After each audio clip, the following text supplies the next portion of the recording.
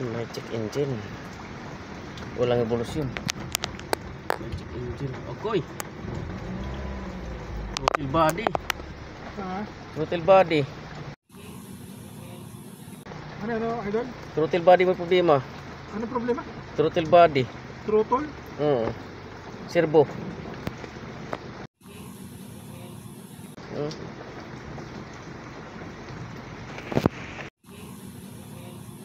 Throttle body. Kaya check engine, walang revolusyon. Pero ngayon may revolusyon. Pag pinatay siya, nagkakaroon ng revolusyon. Ng sakit, hindi siya mapasok. Pero may technique yan, idol, pag ito. Yan, kahit anong diin mo ay pumasok, kaya nag-check engine. Ito ang technique niyan. Nakita ko sa iyo paano yung technique. Tanggalin mo lang yung rubber niyan sa loob. Yung orange na yan. Yung orange, tanggalin nyo yan. Yan. Tanggal na kayo, idol. Ngayon, ipasok natin. Oh, di ba? Pasok. Yun lang. Oh. Wala na, ay naman natanggal. Oh. Yun lang yun. Sasakit dahil ito putol yung ano niya, yung rubber, oh, putol. Kaya kumalso siya. Kaya walang revolusyon, kaya nag-check engine. Yan, rotis natin pagkatapos yan. Lang, tapos ano, kasi isa dito sa dahilan ng low power. Hindi maganda. Rotes. May hatak na ba? Meron na. Wala, check engine.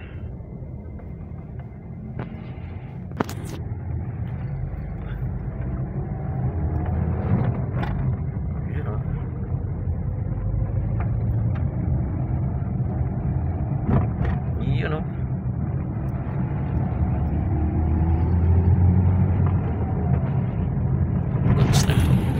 Kung gagana yung high speed niya, yung secondary fan, hiling natin. Tagal pa. Matagal pa yan. 86 pa lang, 96 kailangan. 96, yan, 95 ng idol, malapit na mag 96. Ito pag hindi gagana yung fan, computer box ang problema nito. Ngayon, pag hindi gumana, bunutin natin yung sakit ng coolant temperature.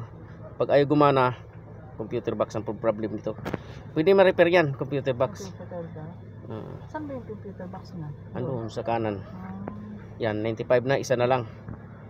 Titingnan natin. Oh, gumana. Oh, gumana. Gumana, idol. Oh, gumana. Swerte mo. Gumana mga idol. Gumana. Tapos mamatay siya ng 94 o 93. Yan. Swerte. Ibig sabihin, mabilis lumamig. Hindi naman mamamatay yan pag mainit pa eh. Kaya namatay siya, ano siya, napalamig niya agad, oh. Baba ng ano. Ganda, ayos. Palit tayo sakit. O di tayo nang ginalaw yung throttle body. Sakit na ginalaw natin kasi ito. Putol yung isa tapos nilagyan pa na ng silikon, oh. Pansamantala, tapos nakita ko, hinugot ko siya. You know.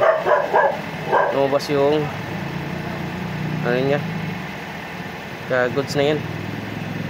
Okay na. Hininang natin.